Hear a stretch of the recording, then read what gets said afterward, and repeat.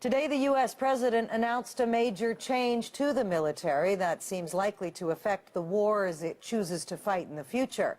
It's a new design and the biggest change in decades. CTV's Washington Bureau Chief Paul Workman reports. After a very expensive decade of war, the U.S. military is going on a diet. One that will make it leaner and faster, but not necessarily weaker, say U.S. officials. It really does represent a historic shift to the future. A shift brought on by the country's financial crisis. It will mean fewer soldiers on the ground, but more money spent on high-tech warfare, led by a president who has hugely broadened the use of unarmed drones, for example.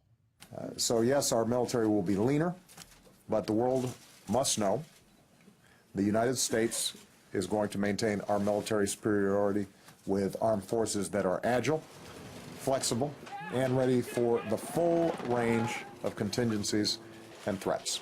Threats like China's military buildup in Asia, where it recently showed off its first aircraft carrier. That will become America's new military priority, containing the Chinese in their own neighborhood. Because of submarines and new aircraft carrier, they're trying to develop a power projection capability, which is a direct challenge to the American forces that have been deployed before in the entire Pacific area.